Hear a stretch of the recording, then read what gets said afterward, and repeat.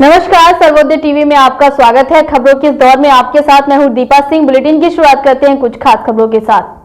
फरीदाबाद पलवल के गांव धतीर स्थित प्राइवेट कंपनी में काम कर रहे सैकड़ों मजदूरों का आरोप है कि कंपनी ने पिछले 2 महीने से सैकड़ों वर्करों की तनख्वाह नहीं दी, जिसके चलते सैकड़ों मजदूरों ने कंपनी के गेट पर खड़े होकर विरोध प्रदर्शन किया। कोरोना वैश्विक महामारी के चलते पूरे देश भर में लॉकडाउन की स्थिति बन गई थी। उसके बाद पलवल फरीदाबाद में बहुत सारी तस्वीरें ऐसी निकल कर सामने आई जहां पर कंपनियों ने बगैर नोटिस के ही हजारों वर्करों को कंपनी से बाहर कर दिया था। हालांकि हरियाणा सरकार और प्रधानमंत्री नरेंद्र मोदी ने साफ तौर पर कंपनी प्रबंधकों से आह्वान किया था कि कंपनी वर्करों को कंपनी से ना निकाला जाए, लेकिन बावजूद इसके लगातार ऐसी तस्वीरें फरीदाबाद और पलवल से सामने आती रही। ऐसा ही एक मामला आज फिर से पलवल के गांव धतीर से सामने आया है, जहां पर बगैर किसी नोटिस के सैकड़ों कर्मचारियों को कंपनी के बाहर कर दिया गया। इतना ही नहीं, सैकड़ों वर्करों की लगभग 2 महीने की तनख्वाह भी कंपनी में नहीं दी गई है। इसी को लेकर कर्मचारियों ने कंपनी के गेट पर खड़े होकर जोरदार प्रदर्शन किया।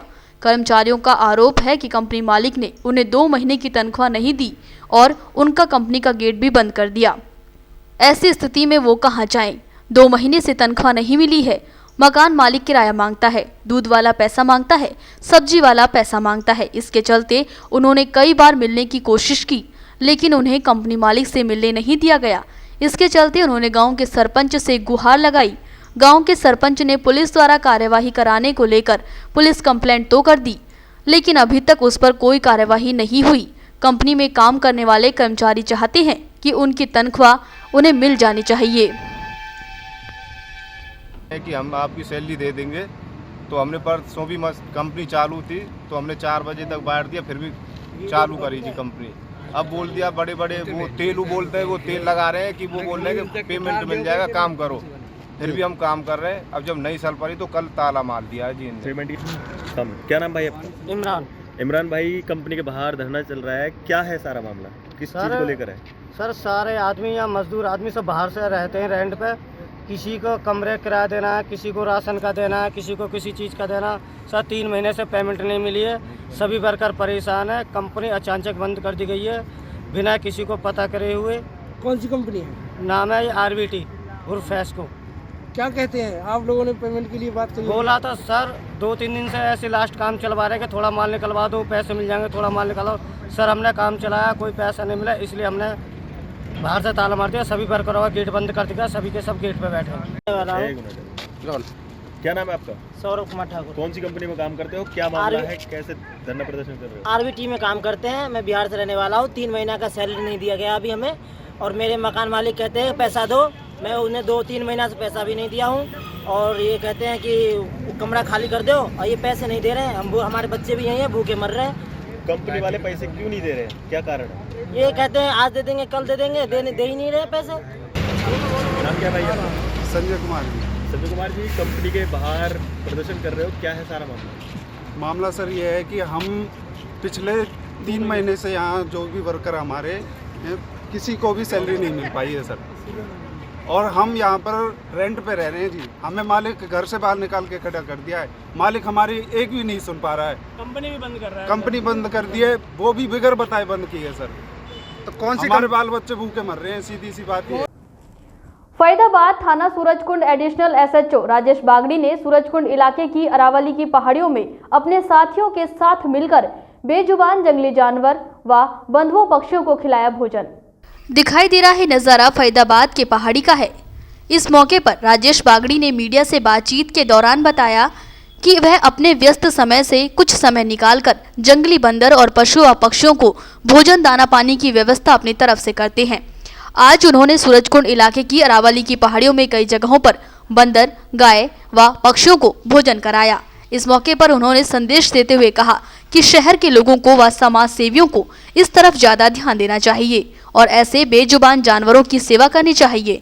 उसी उद्देश्य को लेकर थाना सुरेश को एडिशनल SHO राजेश बागड़ी ने चलो अरावली की ओर अभियान के तहत अरावली की पहाड़ियों में रहने वाले बेजुबान जानवर, पशु पक्षियों व बंदरों को भोजन कराया। आपकी जानकारी के लिए बता दें कि फरीदाबाद नगर निगम अब शहर में रह रहे बंदरों को पकड़कर अरावली की ओर छोड़ने की योजना बना रही है, तो नगर निगम को बेजुबान बंदरों के लिए अरावली की पहाड़ियों में भोजन की कोई ठोस व्यवस्था भी करनी चाहिए।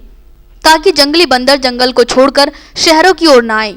अगर जंगल में ही भरपेट भोजन की व्यवस्था हो जाए तो वह अपना पेट भर पाएंगे। जी राजेश जी, आज आप यहाँ अरावली की सूरजकुंड इलाके की पहाड़ियों में बेजुबान बंदरों को भोजन खिलाने पहुँचे हैं। क्या संदेश, क्या मैसेज देना चाहोगे? देखिए, ऐसा है, ये बेजुबान जानवर हैं, इनका पालन पोषण के लिए वैसे तो कुछ डिपार्टमेंट्स चिन्हित हैं, परंतु फिर भी कुछ ऐसे बंदर हैं जो यहाँ अरावली हिल्स में, जैसे खासकर सूरजकुंड क्षेत्र में काफ़ी पहाड़ी क्षेत्र है और यहाँ ये ज़्यादातर भूखे ही रहते हैं। यहाँ कोई मंदिर तो है नहीं, अगर मंदिर के बहाने कहीं केड़े या कोई मटर वगैरह या गाजर वगैरह इनका पालन पोषण हो जाए उसके द्वारा, तो इनका पूरा संपूर्ण जीवन ठीक रहे। परंतु कुछ एक आदमी होते हैं जो सामाजिक सोशल काम भी करते हैं, कुछ धार्मिक काम करते हैं। मेरा संदेश तो यही है कि बेजुबान जानवरों को, चाहे वो गाय है, बांदर है, मोर है, जो हमारे ये हैं, इस तरह के जानवरों को समय पर भोजन मिल जाए तो उससे अच्छा कोई भी ऐसा साधन नहीं है कि। नगर निगम एक मुहिम चलाने वाला है, जो शहर के अंदर जो बंदर हैं, जो शहर की तरफ मूव कर चुके हैं, उनको पकड़ के वापस अरावली की पहाड़ियों में छोड़ने के एक योजना बना रहे हैं। तो क्या कुछ नगर निगम को प्रयास करने चाहिए ताकि बंदरों को भोजन मिले? वो उनका अपना एक मोटिव है और वो कंसर्न डिपार्टमेंट है, उनकी अपनी खुद की एक सरकारी विभाग से आदेश जारी होते होंगे। परंतु बेजुबान जानवर जहाँ मिले उसको कोई भी खिला दे, उसके लिए कोई विशेष ये नहीं कि वो चिन्हित है कि वो खिलाएगा, कोई भी खिला सकता है। आप कितने दिन से इस तरह की सेवा में जुटे हुए हो? आप पुलिस महकमे में हो? जब भी टाइम मिलता है तभी इन बांदरों को खिलाने के लिए कोई विशेष वो नहीं होता। पुलिस 24 घंटे के लिए मुलाजिम है और 24 घंटे के हम नौकर हैं, तो घंटा आध घंटा इनके लिए भी निकाल लें तो कौन से उचित या अनुचित है। पलवल के न्यू सोना रोड के पंचवटी चौक पर बने सचिन अस्पताल की ओर से एक अच्छी खबर सामने आई है। दरअसल हरियाणा सरकार के कर्मचारियों को सब्सिडी युक्त इलाज के लिए फरीदाबाद या प्रदेश के बड़े शहरों में जाना पड़ता था, लेकिन अब हरियाणा सरकार के सरकारी कर्मचारियों को कहीं जाने की जरूरत नहीं पड़ी है। पलवल के न्यू सोहना रोड के पंचवटी चौक पर बने सचिन अस्पताल की ओर से एक अच्छी खबर सामने आई है। दरअसल हरियाणा सरकार के कर्मचारियों को सब्सिडी युक्त इलाज के लिए फरीदाबाद या प्रदेश के बड़े शहरों में जाना पड़ता था, लेकिन अब हरियाणा सरकार के सरकारी कर्मचारियों को कहीं जाने की जरूरत नहीं है। अब आपके शहर पलवल के ही सचिन अस्पताल में ये सुविधाएं आ चुकी हैं। किसी भी तरह की बीमारी या ऑपरेशन के लिए आपको सचिन अस्पताल में ही सारी सुविधाएं दी जाएंगी। इस संबंध में अधिक जानकारी देते हुए सचिन अस्पताल के संचालक डॉक्टर सचिन गुप्ता ने जानकारी देते हुए बताया कि हरियाणा सरकार के कर्मचारियों को अब पूरी स्वास्थ्य सेवाएं सचिन अस्पताल द्वारा दी जाएंगी। डॉक्टर सचिन ने लोगों से अपील करते हुए कहा कि जिले के सभी हरियाणा सरकार के कर्मचारी सचिन अस्पताल में आकर इस योजना का लाभ ले सकते हैं। सर, हरियाणा सरकार के कर्मचारियों को लेकर उनके स्वास्थ्य को ध्यान में रखते हुए किस तरह की फैसिलिटीज़ सचिन हॉस्पिटल प्रोवाइड करता है? ये बहुत खुशखबरी की बात है कि हरियाणा सरकार के पैनल अब हमारे अस्पताल में आ गया है। अब हरियाणा सरकार के कर्मचारियों को फरीदाबाद या दिल्ली भागने की जरूरत नहीं है। उन्हें हर प्रकार का इलाज हमारा हॉस्पिटल देगा और पूरा हर बीमारी का पैनल हमारे पास मौजूद है। तो इस पैनल में किसी तरह की कोई छूट रखी जाएगी?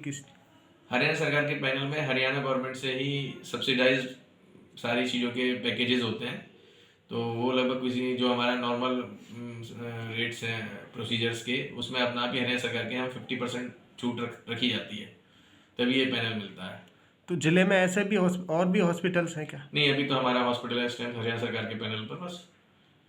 तो ये हमारे लिए बहुत सौभाग्य की बात है कि हमें इस चीज़ का सेवा करने का हरियाणा सरकार के कर्मचारियों को मौका मिला है।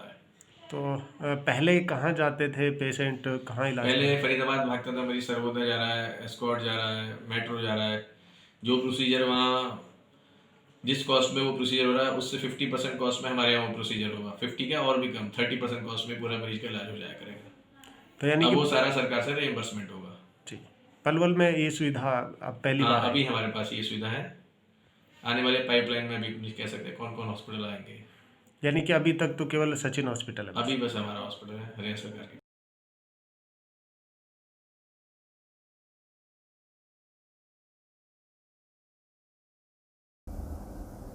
मृदा स्वास्थ्य कार्ड से पलवल जिले के किसानों को लाभ हो रहा है। किसानों ने बताया कि मृदा कार्ड को देखकर ही अपने खेत में खाद, कीटनाशक का दवाइयों का प्रयोग कर सकते हैं, जिससे कि कम लागत में अच्छी पैदावार हो रही है। मृदा स्वास्थ्य कार्ड योजना सरकार की महत्वपूर्ण योजना है। केंद्र सरकार द्वारा लाई गई इस योजना के अंतर्गत किसानों को मृदा स्वास्थ्य कार्ड जारी किए जा रहे हैं। मृदा स्वास्थ्य कार्ड योजना के अंतर्गत पानी की जांच भूमि जल परीक्षण प्रयोगशाला में की जाती है और उसके बाद किसानों को मृदा स्वास्थ्य कार्ड जारी किया जाता है, जिसमें मिट्टी की गुणवत्ता का अध्ययन करके एक अच्छी फसल, इसीलिए पानी द्वारा किसानों को मृदा स्वास्थ्य जारी किए जा रहे हैं। मृदा स्वास्थ्य कार्ड के माध्यम से किसानों को भूमि में मौजूद पोषक तत्वों के बारे में जानकारी मिल जाती है। किसान भूमि में अधिक पैदावार प्राप्त कर सकते हैं। जिला सॉइल टेस्ट अधिकारी सुमेर सिंह ने बताया कि किसानों के खेतों की मिट्टी व पानी की जांच की जा रही है। जांच के बाद किसानों को मृदा स्वास्थ्य कार्ड। राधे जी, ये सॉइल हेल्थ कार्ड आपने बनवाया, क्या फ़ायदा है इसका? जी, सॉइल हेल्थ कार्ड का काफ़ी फ़ायदे हैं। इससे हमें ये पता लग जाता है कि खेत में हमारे में कमी किस चीज़ की है। खेत में मिट्टी और पानी की जांच ये कार्ड करता है। इसको करवा के लाएं और अपने जांच कराने के बाद जो भी फ़ायदे और नुकसान हमें ये पता लग जाएगा कि इसमें हमारे पोटास की कमी है खेत में, या सल्फ़र की कमी है, या कैल्शियम की कमी है, क्या चीज़ की मात्रा की कमी है, उसी चीज़ को घेरें हम उसमें। तो इसलिए ये कार्ड बहुत ज़रूरी है बनवाना।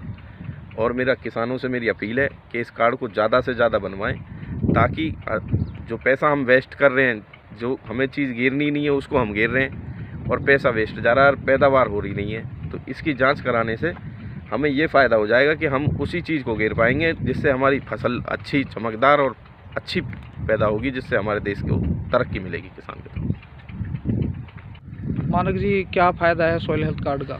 सॉइल हेल्थ कार्ड का ये फ़ायदे हैं जी, जो हमारे मिट्टी और पानी की हम जांच कराते हैं तो हमें सारी चीज़ का पता चल जाता है कि हमारी ज़मीन कैल्शियम में कितनी कमी है, कितनी पोटास में है, कितनी यूरिया में, कितने जो चीज़ हमें खेत चाहिए हम फिर उसे जांच करा के उसे ही डालते हैं।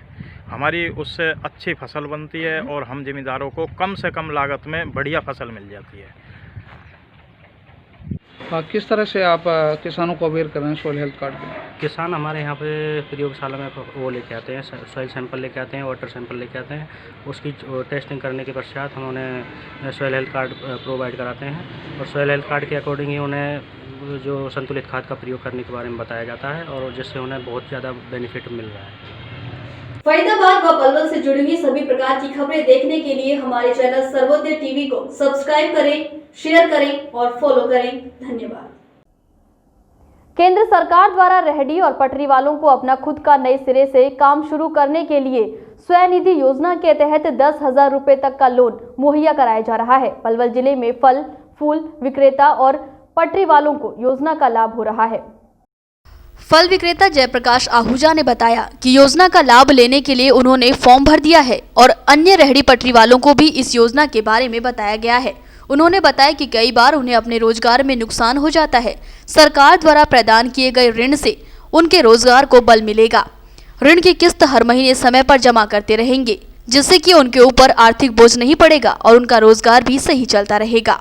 योजना ये है कि हम गरीब जो पटरी वाले रेडी वाले जो भी हैं उनको हमें इसके ऊपर मतलब लोन, सरकार हमारे को लोन दे रही है। इसलिए हम सबके लिए फार्म ले आए हैं। जो भी गरीब आदमी है उसको सारा मतलब इसमें बहुत फ़ायदा होगा। हमारी जो मतलब किस्त है हर महीने में पहुंच जाएगी, इसलिए हम इसके लिए अप्लाई करेंगे।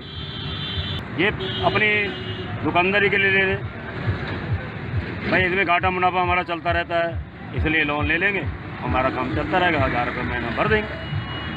ये ऐसा है जी, अपना जो सरकार ने स्कीम निकाली है 10,000 रुपये लोन दे रही है सरकार, तो इसके हम अपना फार्म वगैरह जो ले आए हैं अपना, उसको सारे रेहड़ी पटरी वाले मिलकर अप्लाई कर रहे हैं फार्म को। और जो अपना ये जो हमको लोन मिलेगा इससे हम अपना जो रोज़ी रोज़गार है अपना उसको आगे बढ़ा रहे हैं अपना थोड़ा, और इसी के लिए हमने अप्लाई किया है। इसमें जो है कि अपना सब भाइयों की मदद हो जाएगी, सरकार मदद कर रही है। तो महीने का इसकी किस्त है 1,800 रुपये, जो भी है उसको टाइम से हम भरेंगे तो फिर सरकार हमें आगे भी और देने की कोशिश करेगी, तो हम अप्लाई करते रहेंगे। मेरा नाम सचिन राणा है, मेरा फूल का काम है। मेरे को प्रधानमंत्री स्वनिधि योजना का 10,000 रुपये का लोन मिल रहा है। वो 12 महीने में 877 रुपये के हिसाब से रिटर्न करना है। फरीदाबाद व पलवल से जुड़ी हुई सभी प्रकार की खबरें देखने के लिए हमारे चैनल सर्वोदय टीवी को सब्सक्राइब करें, शेयर करें और फॉलो करें। धन्यवाद।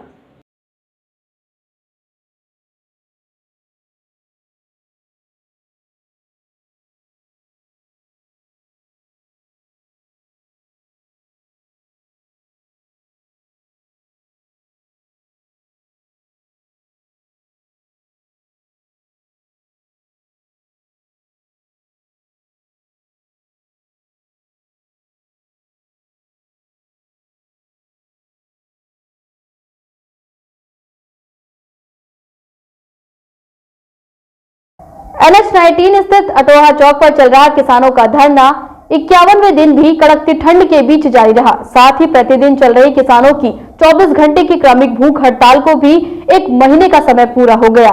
बाद 33वें दिन की भूख हड़ताल में बुडेरपाल के 11 किसान बैठे।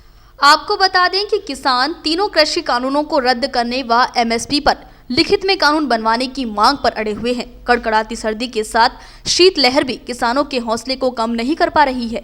किसान नेता भागीरथ ने कहा कि किसान नेताओं की सरकार के साथ अब तक 10 दौर की वार्ताएं हो चुकी हैं, लेकिन उन वार्ताओं में कोई भी सार्थक परिणाम सामने निकल कर नहीं आ रहा है, जिससे कि साफ जाहिर हो चुका है कि सरकार वार्ताओं के नाम पर किसानों का समय बर्बाद कर रही है और वह किसानों के हित में कोई भी फैसला लेना ही नहीं चाहती, जिसको लेकर किसानों में सरकार के प्रति खासा रोष व्याप्त है।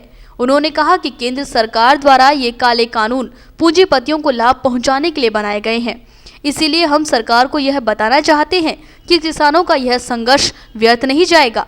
सरकार को किसानों के सामने झुकना ही होगा और ये काले कानून निरस्त करने ही होंगे व न्यूनतम समर्थन मूल्य की गारंटी देने के लिए कानून बनाना ही होगा और जब तक उनकी मांगों को सरकार द्वारा नहीं माना जाता तब तक उनका यह आंदोलन निरंतर जारी रहेगा। उन्होंने कहा कि 26 जनवरी को इस बार इतनी बड़ी किसान रैली होगी जो हिंदुस्तान में आज तक नहीं हुई और ना ही कभी भविष्य में होगी। इस रैली में करोड़ों की संख्या में किसान अपने ट्रैक्टरों के साथ हिस्सा लेंगे। सर, अब लगातार प्रदर्शन जारी है किसानों का मांगों को लेकर। आज 51वां दिन है और भूख हड़ताल भी क्रमिक भूख हड़ताल जारी है 33वां दिन है। कई वार्ताएं सरकार के साथ हो चुकी हैं लेकिन कुछ विफल रही हैं। पिछले दौर की एक वार्ता हुई, कुछ किसानों को हुई थी, कोई प्रस्ताव दिया था। आज भी एक बैठक चल रही है, क्या कहेंगे इस बारे में? कुछ सहमति बनेगी किसानों के बीच में? क्या रणनीति रहेगी? देखो, किसानों का तो एक सीधा मुद्दा है, 3 कानून वापस हों और जो हमारा न्यूनतम समर्थन मूल्य है उसकी गारंटी हो, कानून द्वारा गारंटी हो, ये 2 हैं। और तीसरी बात जो हमारी जो नई पैदा हो गई है, जो मोदी जी ने जो हमारे सहायता कर रहे हैं, लोग जो हमारा साथ दे रहे हैं, उन पर जो केस बनाए हैं, NR वगैरह केस लगाए हैं, इसकी भी हम खिलाफत करते हैं। आज की जो मीटिंग है हमारी 11 दौर की मीटिंग है जो सरकार के साथ, वो एक खाली फॉर्मेलिटी की मीटिंग है। हमारे जो भी हैं संगठन, उन्होंने तय कर लिया है कि हमने जो पहली मीटिंग थी उसमें भी सरकार मान रही थी कि हम इसे कुछ दिनों के लिए डिले कर सकते हैं। खाली सरकार ये चाहती है कि एक बार इनका आंदोलन खत्म हो जाए और दोबारा इनको हम नहीं बैठने देंगे। एक बार खाली किसान को ये चकमा देना चाहते हैं। हमारा सीधा सा मानना है, हम जो मांग रहे हैं 3 कानून हमें मांगे नहीं थे। हमने तो स्वामीनाथन आयोग की रिपोर्ट मांगी थी और उसके हिसाब से 1.5 गुना जो मूल था वो हमने मांगा था। लेकिन ये जो कानून लाए, हम ये कहना चाहते हैं, जो ये कहते हैं कि जो किसान अपना अनाज इकट्ठा कर ले, गोदाम में भर ले। मैं कौन सा किसान है जो 2-4 हज़ार कुंटल अपने अनाज अपने घर भर सकता है? ये जो कानून है सीधा सरमायादार के लिए है, अडानी अंबानी के लिए है। और हम फिर दोबारा कह रहे हैं, जब तक हमारे 3 कानून वापस नहीं होंगे और हमारे न्यूनतम समर्थन मूल्य की जो गारंटी नहीं होगी, और जो तीसरा जो कानून है ठेका वाला कानून है जो वो, और एक जो उन्होंने एक हमारी पहले थी, कोई भी हमारे जो खाद्य पदार्थ हैं उनको कोई स्टॉक नहीं कर सकता है। ये हमारा पहले पुराना कानून था। मोदी जी ने कानून को तोड़ करके अडानी अंबानी के लिए बना दिया है। वो हमारे किसी को भी आलू, टमाटर, बैंगन या हमारा अनाज इसको गोदाम में भर लें और सरकार उन पर छापे नहीं मार सकती है। क्या रणनीति रहेगी? आगे रणनीति ये कि हमारी जो किसानों की जो हमारी मीटिंग हुई कल, उसमें तय हुआ है कि हम आंशिक तरीका से आंदोलन चलाएंगे और यह कितना भी लंबा हो सकता है। हमारे तो साथियों ने बोल दिया है कि जो अगला जो त्योहार आएगा हमारा, वो भी हम यहीं मनाएंगे। हम ये कहना चाहते हैं कि ये लड़ाई 6 महीने चले, 1 साल चले, 2 महीना और चले, लेकिन जब तक ये 3 कानून वापस नहीं होंगे तब तक हम किसान यहाँ से वापस नहीं जाएंगे। 26 जनवरी को लेकर क्या तैयारी है? नहीं, 26 जनवरी की सीधी सी बात है कि जहाँ हमारा जो ये हमारा रैली निकलेगी, जहाँ हमारे सैनिक अपना वो दिखाएंगे, उससे छोड़ करके उससे 30 किलोमीटर दूर जो रिंग रोड हैं, उससे कोई वास्ता नहीं है 26 जनवरी का। हमारे का वो अलग मैटर है वहाँ का, उस पर हम बिल्कुल इंटरफेयर नहीं करना चाहते। लेकिन हमने तय किया है जो रिंग रोड हैं, जो हमारे प्रोग्राम से, देश के प्रोग्राम से जो 30 किलोमीटर दूर हैं, वहाँ हम जरूर अपनी ट्रैक्टर रैली निकालेंगे और हमें कोई नहीं रोक सकता है। ये हमारा संवैधानिक अधिकार है। फरीदाबाद व पलवल से जुड़ी हुई सभी प्रकार की खबरें देखने के लिए हमारे चैनल सर्वोदय टीवी को सब्सक्राइब करें, शेयर करें और फॉलो करें। धन्यवाद। बुजुर्ग चाचा पर जान से मारने की नियत से गोली चलाने वाले आरोपी भतीजे को शहर थाना पुलिस ने गिरफ्तार कर लिया है। पुलिस ने आरोपी को अदालत में पेश करके एक दिन के पुलिस रिमांड पर लिया और रिमांड के दौरान आरोपी से वारदात में प्रयोग किए गए अवैध देसी कट्टे को भी बरामद कर लिया। पूछताछ के दौरान आरोपी ने पुलिस को बताया कि उसने अपने चाचा की जमीन को हड़पने के लिए उस पर गोली चलाई थी।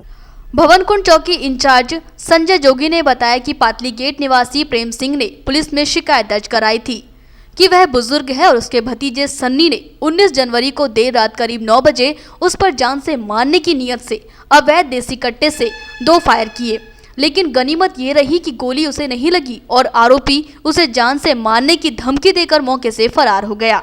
शिकायत के आधार पर पुलिस ने आरोपी के खिलाफ मामला दर्ज कर उसकी तलाश शुरू कर दी है।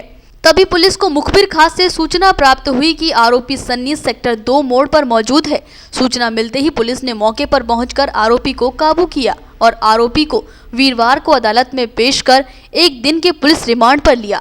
पुलिस ने रिमांड के दौरान आरोपी से वारदात में प्रयोग किए गए अवैध देसी कट्टे को भी बरामद कर लिया और आज आरोपी को अदालत में पेश कर जेल भेजा जाएगा। पुलिस का कहना है कि पूछताछ में आरोपी ने पुलिस को बताया कि उसने अपने चाचा पर उसकी जमीन को हड़पने के लिए गोली चलाई थी। हाँ सर, बताओगे एक आरोपी गिरफ्तार किया है, किस मामले में गिरफ्तार किया है? 19 तारीख की रात को हमारे पास सूचना आई थी कि पातली गेट के पास गोलियां चली। जहाँ पर हम पहुँचे वहाँ पे हमने एक दरखास्त पेश की। प्रेम सिंह ठाकुर उन्होंने दरखास्त पेश की थी कि मेरे भतीजे ने मेरे पर जान से मारने की नियत से गोलियां चली। तो मौके पर हमें कुछ खोले मिले थे और उसके बाद उन्होंने जो दरखास्त पेश करी उस पर हमने 30/7 का मुकदमा दर्ज कर दिया था। उसके बाद जो आरोपी है, जो उसका भतीजा है सन्नी, उसको हमने 20 तारीख गिरफ्तार कर लिया था और कल उसको पेश करके हमने एक दिन का रिमांड लिया था अदालत से और उससे हमने जो देसी कट्टा है वो बरामद कर लिया है और आज उसको हम कोर्ट में पेश करेंगे। पता लगा है सर कुछ क्या कारण रहा था गोली चलाने का? गोली चलाने का मेन कारण था कि जो शिकायत करता है प्रेम सिंह, तो उसके लड़कियां हैं, लड़के नहीं हैं, तो उसकी जायदाद को अपने नाम कराने के लिए कुछ ऐसी सामने बातें नहीं हैं कि भाई ऐसी रंजिश चल रही थी आपस में कि मेरे नाम में ज़मीन करा दी, इस तरह की बातें सामने। फरीदाबाद व पलवल से जुड़ी हुई सभी प्रकार की खबरें देखने के लिए हमारे चैनल सर्वोदय टीवी को सब्सक्राइब करें, शेयर करें और फॉलो करें। धन्यवाद। पलवल शहर थाना पुलिस ने मजदूर की बेटी को बरामद कर दोनों आरोपियों को गिरफ्तार कर अपहरण में प्रयोग की गई बाइक को बरामद कर लिया है। पुलिस ने उक्त मामले में नाबालिग के बयान के बाद अदालत के आदेश पर अपहरण के साथ गैंग रेप व पोस्को एक्ट के तहत कार्यवाही शुरू कर दी है। भवनकुंड चौकी इंचार्ज संजय कुमार ने बताया कि मध्य प्रदेश से जिले की एक कंपनी में मजदूरी करने आए एक पिता ने शिकायत दर्ज कराई थी कि उसकी नाबालिग बेटी को उसी कंपनी में काम करने वाले जिला अलीगढ़ यूपी के बाजौदा गांव निवासी टेकचंद व आकाश अपहरण करके ले गए। पुलिस ने आरोपियों के खिलाफ मुकदमा दर्ज कर तलाश शुरू कर दी थी। पुलिस ने दोनों आरोपियों को गिरफ्तार कर नाबालिग को बरामद कर अदालत में पेश किया। अदालत के आदेश पर नाबालिग का मेडिकल कराया गया, जिसके बाद दुष्कर्म सहित विभिन्न धाराओं के तहत दोनों आरोपियों को गिरफ्तार कर लिया। पुलिस ने आरोपियों के कब्जे से अपहरण के समय प्रयोग की गई बाइक को बरामद कर लिया। दोनों आरोपियों को पुलिस ने गिरफ्तारी के बाद अदालत में पेश किया। अदालत से पूछताछ के लिए दोनों आरोपियों को एक दिन के पुलिस रिमांड पर लिया गया है। रिमांड अवधि समाप्त होने के बाद दोनों आरोपियों को शुक्रवार को अदालत में पेश कर न्यायिक हिरासत में भेज दिया गया। सर बताओगे कि 2 आरोपी अरेस्ट किए हैं, किस मामले में किए हैं? ये हमारे पास दिनांक 19 को शिकायत प्राप्त हुई थी कि एक नाबालिग बच्ची को कुछ व्यक्ति महिला को सुला के भगा के लिए, इस पर हमने अभियोग अंकित करके अपनी टीम बनाकर लड़की को बरामद किया और बरामद करने के बाद उसके हमने बयान कराए हैं, मेडिकल कराया है, जिसमें बलात्कार की पुष्टि हुई है और इस बलात्कार में इसके साथ 2 व्यक्ति शामिल थे, इनके नाम आकाश कुमार और टेकचंद हैं। दोनों ही टप्पल के रहने वाले हैं। तो जहाँ पर ये जो नाबालिग बच्ची रहती थी वहीं पर उनमें से एक लड़का जैसे वो था चलाने वाला था, वो उसको अपने दो साथी के साथ बैठा कर ले गया था और टप्पल की तरफ खेतों में उसको कई जगह बताई जहाँ पर उसके साथ सामूहिक बलात्कार किया है, ऐसा बताया। इनको हमने गिरफ्तार कर लिया है और कल इनको कोर्ट में पेश किया था। उसके बाद पूछताछ पूर्ण करने के बाद आज इनको हम अदालत में पेश कर रहे हैं। बाइक वगैरह बरामद कर लिए सर? हाँ, इसमें ये जो लड़की को बैठा के ले गए थे, बाइक थी, उसका नंबर सामने आया था इनकी गिरफ्तारी के बाद, उसको भी हमने बरामद कर लिया। फरीदाबाद व पलवल से जुड़ी हुई सभी प्रकार की खबरें देखने के लिए हमारे चैनल सर्वोदय टीवी को सब्सक्राइब करें, शेयर करें और फॉलो करें। धन्यवाद। पलवल जिले के हुड्डा सेक्टर 2 स्थित गुरु गोरखनाथ अस्पताल में भर्ती हुए कुछ मरीजों का अस्पताल के बेहतर टीम द्वारा बीमारी का ऑपरेशन किया गया, जिसमें भर्ती मरीजों ने बताया कि यहां पर अन्य अस्पतालों के मुकाबले कम दाम में अच्छी सुविधाएं मिल रही हैं।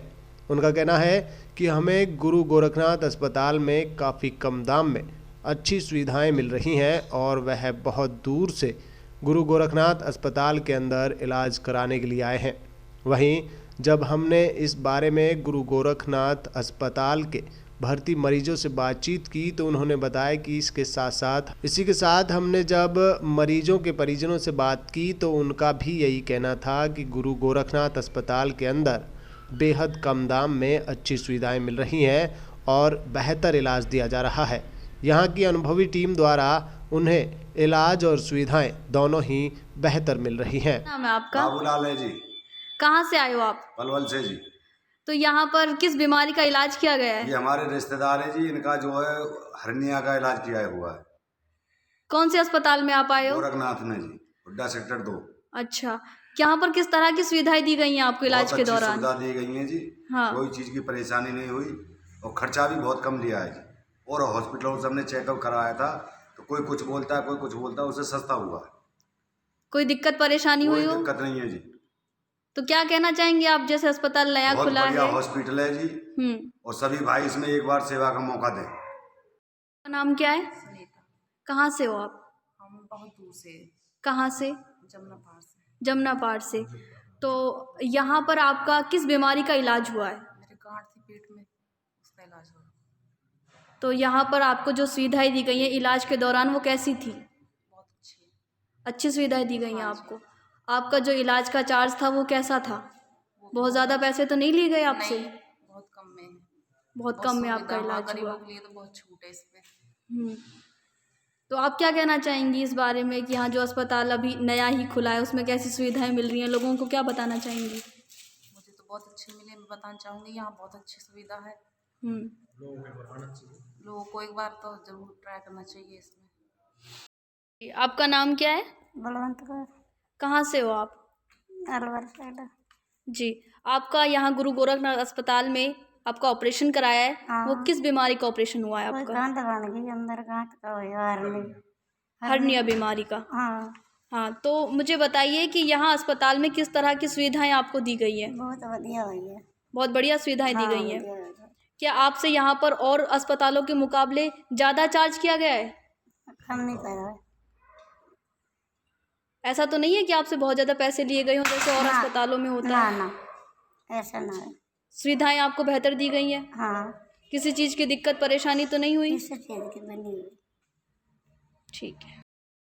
फिलहाल मेरे साथ इस बुलेटिन में बस इतना ही। आपसे फिर होगी मुलाकात कुछ और खबरों के साथ। तब तक आप बने रहे सर्वोदय टीवी पर। नमस्कार। फरीदाबाद व पलवल से जुड़ी हुई सभी प्रकार की खबरें देखने के लिए हमारे चैनल सर्वोदय टीवी को सब्सक्राइब करें, शेयर करें और फॉलो करें। धन्यवाद।